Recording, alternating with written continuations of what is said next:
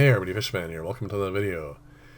A video that's all about 2021 and all of the DIY projects that I put together last year. Well, not all of them because there's quite a few of them.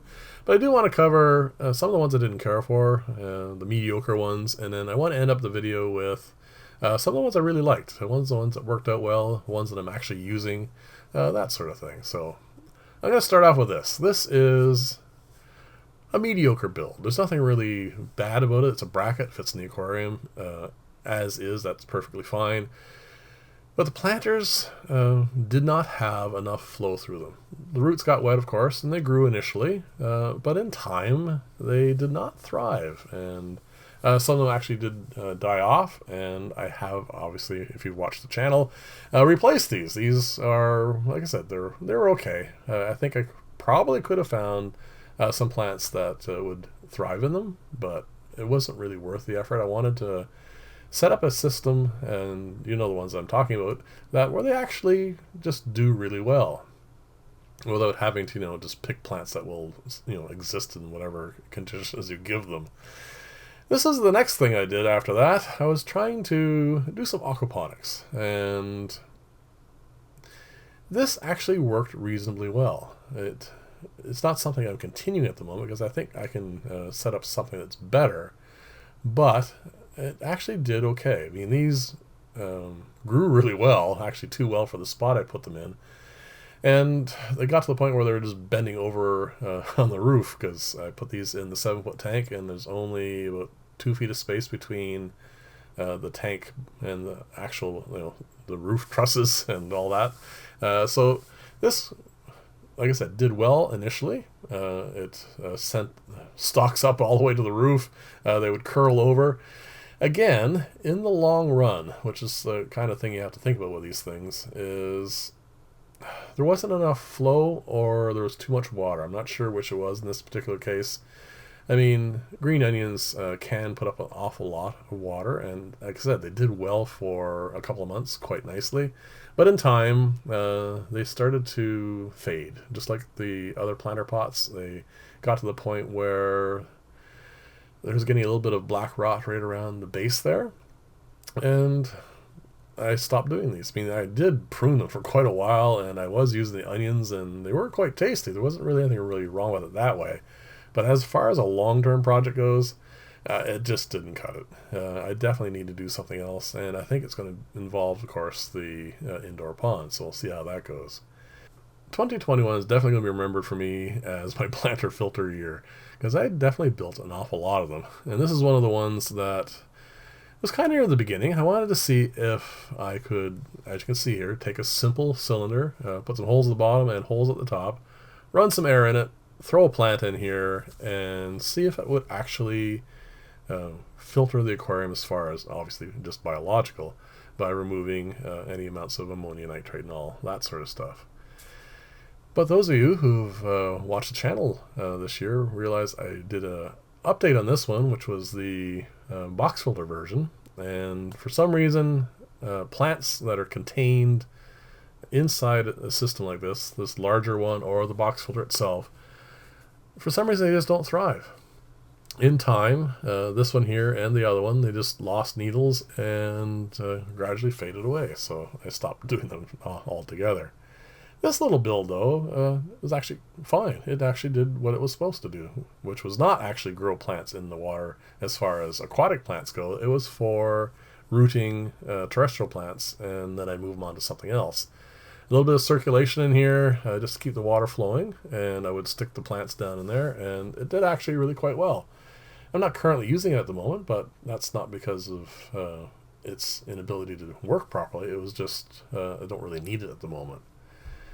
I'm going to throw this build in here, mostly because, well, it's a dollar store build, so I wanted to see if you can make a really cheap filter that was efficient, that would actually, do what you wanted it to do. This was, like I said, strictly from dollar store stuff. I went in, I bought a few things, and slapped this together in a matter of minutes, and it worked okay. Let's just put it that way. It did accumulate some mulm. I did not run it for terribly long, probably about 2 months. And at that point, I just took it apart because I wanted to see if it would work. And again, it was probably enough for a fairly non-populated aquarium. It probably would have been okay. But again, it was not something that I would keep in the fish room for any length of time. This build is my upgrade to trying to get those planter pots that I didn't care for to work properly. And this build I actually really liked. This one worked well. It did exactly what I wanted to do, and it has supplied a nice amount of circulation and water into those planter pots and actually made them viable.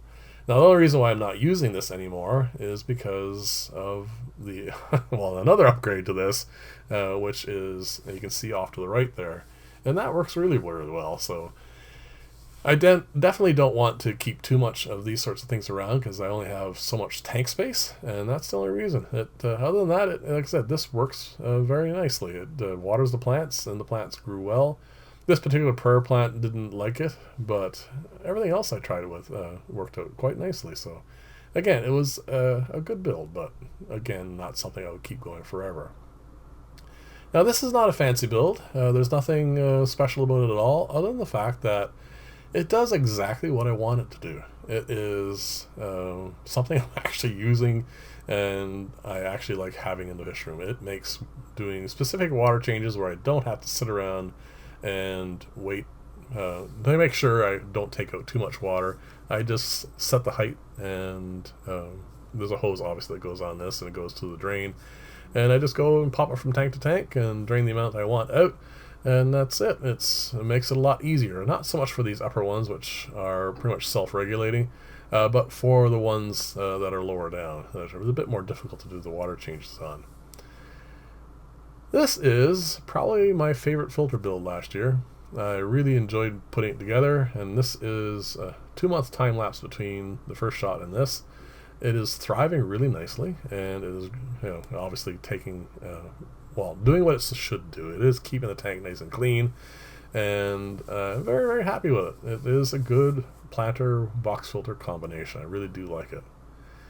Now I have to end up the year, or this video of the year, with this build, because this is probably the build that has given me the most pleasure for looking at. I enjoy how it looks, and I also enjoy just being able to stand above it like this and look down on the fish and see them moving around. Is this something, I guess, from when I was a kid, spending a lot of time out in ponds, and just a top-down view of fish like that is always something I really enjoyed. So I gave you a bit of a time lapse here, stages I should say, of it as I'm setting it up. And then we're going to end up the final clip, which was last Sunday's clip of the pond and how it's doing. I mean, I really like this. It started off well, and it's continued. I haven't had any hiccups with it at all. All the plants are doing really well in it. The only thing I've changed, of course, is, so you're going to see here in a second, this is the egg separator. I don't have that in here anymore. I am going to be using this. I guess this is another build I should have commented on. This actually works really nicely. I mean, it did what it needed to do. I bred some fish with it. It is just taking up too much space in this particular tank at the moment, so I pulled it out because I wanted to, just grow plants and guppies and stuff like that, which definitely don't need that. So here we go. This is the pond now, and I'm very happy with how it's growing up, and that's pretty much it for today, and also for last year. Thank you very much for all your wishes about my COVID situation. I'm getting better. I actually can talk now without coughing all the time. And again, thank you for watching what I do here. And next year, hopefully, we're going to get a whole pile more builds, and we'll keep learning more about fish. Thanks very much for watching. I'll see you in the next video, and bye for now.